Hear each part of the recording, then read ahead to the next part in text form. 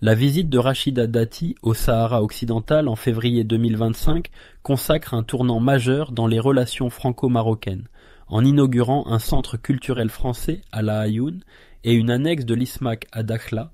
La ministre de la Culture ancre la présence française dans cette région disputée, en adoptant la terminologie marocaine des provinces du Sud, qui occulte son statut contesté.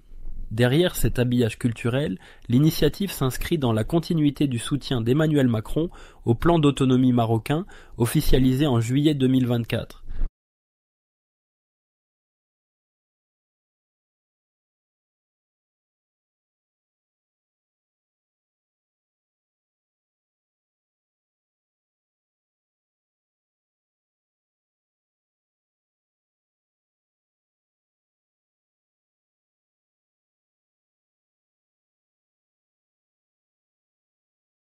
Rachida Dati qualifie cette reconnaissance de moment historique, actant la rupture avec la traditionnelle neutralité française et validant de facto la souveraineté marocaine sur un territoire classé non autonome par l'ONU.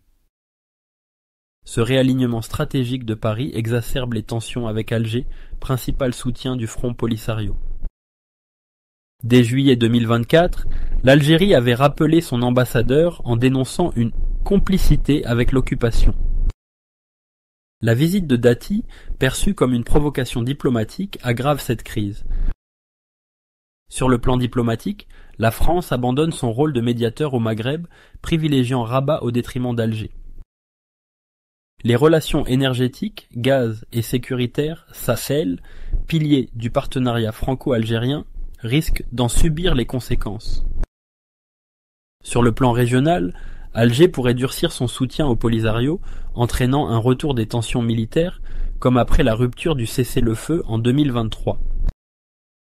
En misant sur le Maroc, Paris entend contrer l'influence de puissances rivales, Russie, Chine, Turquie, en Afrique et renforcer ses intérêts économiques, phosphates, énergies renouvelables et migratoires.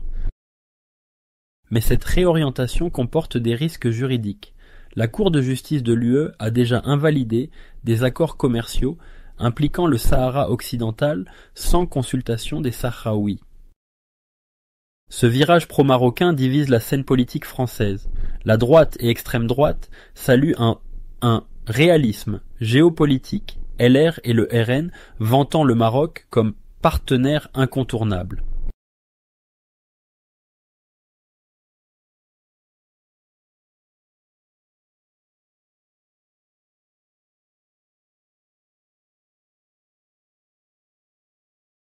La gauche dénonce une trahison des principes onusiens et des droits du peuple sahraoui, Elfi et le PCF critiquant un alignement sur des intérêts commerciaux. Rachida Dati, figure clé de ce repositionnement, alimente les suspicions, son attachement personnel au Maroc, origine paternelle, et son discours sur le cours irréversible de l'histoire sont perçus comme une prise de parti assumée.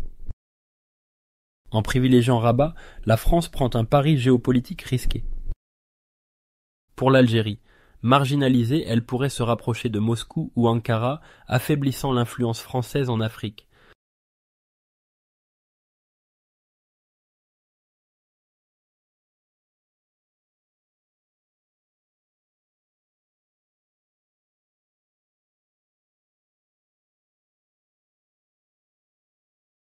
Pour l'ONU, le processus de paix, déjà bloqué depuis 1991, risque de s'enliser davantage, la solution réaliste, promue par Paris ignorant les revendications indépendantistes.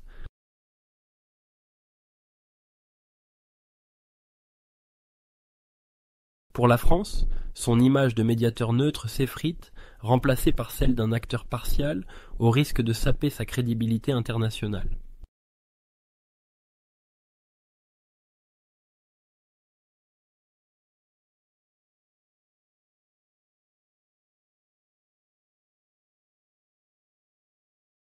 La visite de Rachida Dati au Sahara occidental marque ainsi une mutation profonde de la diplomatie française.